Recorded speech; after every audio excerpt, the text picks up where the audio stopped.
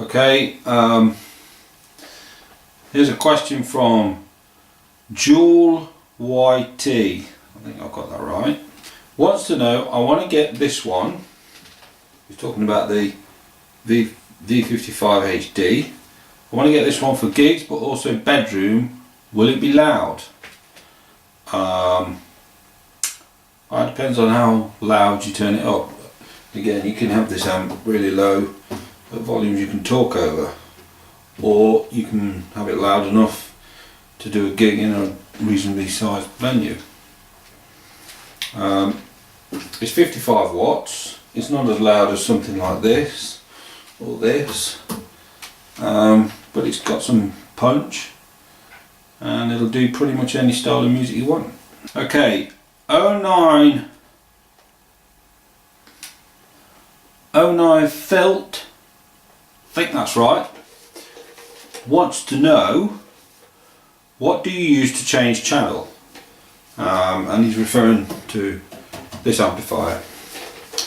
Now, each and every Bugera amp comes with a foot switch, similar to this.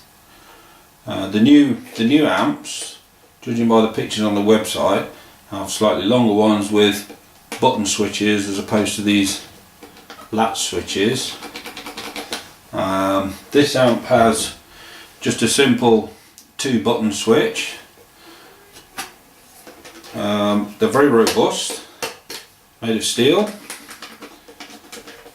Nice chunky cable, chunky connector,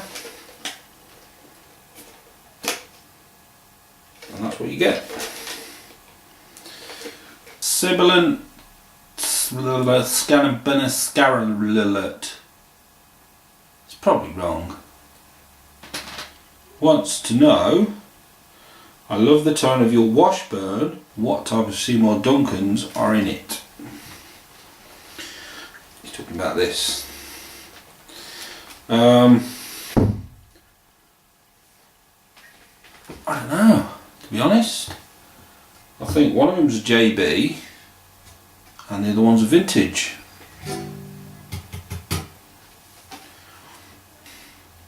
Valdicus wants to know, can the Bugera 333XL come close to Chuck Schuldner's Marshall tone?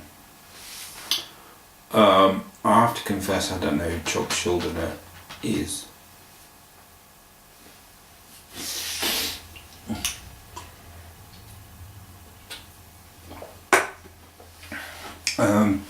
I know who Chuck Norris is. I know who Chucky is. I know who Chuck Windsor is.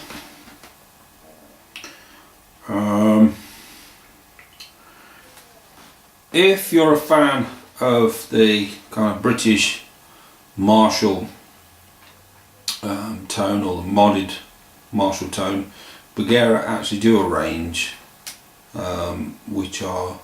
which were inspired by those British amps. You can get the 1960, which is a kind of plexi style amp, and you can get the 1990, which is a kind of JCM 800, 900 TSL all rolled into one. So if that's the kind of tone you want, I would say get one of those.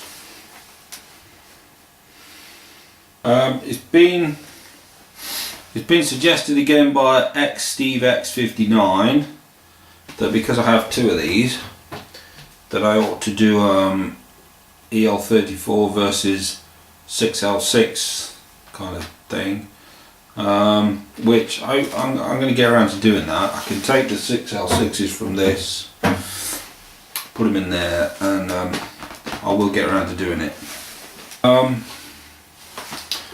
Question here from Whiskey Guitarist, and he's referring to this amplifier, 6262. He wants to know, do I run a noise gate on it? And he says he has this amp, and if he cranks the gain, it feeds back. So he runs the gain at 8 or 8.5, and he wants to run the gain at 10. Right. First of all, if you run your gain that high on an amp like this, with any kind of guitar, even a really expensive guitar with great pickups in it, unless you're really good at controlling your volume pot and what have you, you are going to get feedback. It will feed back. Noise gate or no noise gate. If you want to kill the feedback, as I've demonstrated on the ultimate review videos on the 6262, if you back the gain off to about 6, you can still get a killer rhythm tone. It cuts out the problem of feedback, and if you use an overdrive pedal or whatever, you can just kick that in for your solo.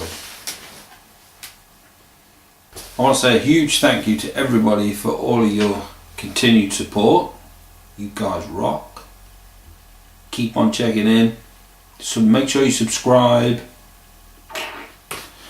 Hopefully within the next few weeks I'll have a Tri-Rec sitting up there so that I can show you all how it sounds. I've had some great feedback from Bugera and Behringer recently, so everything's going well there. They're a great company to be associated with. They're a great company to be associated with. They make fantastic products. I love all the stuff that they make, and hopefully I'm going to be working with them a lot in the future, and I'm looking forward to all the new products that they have planned.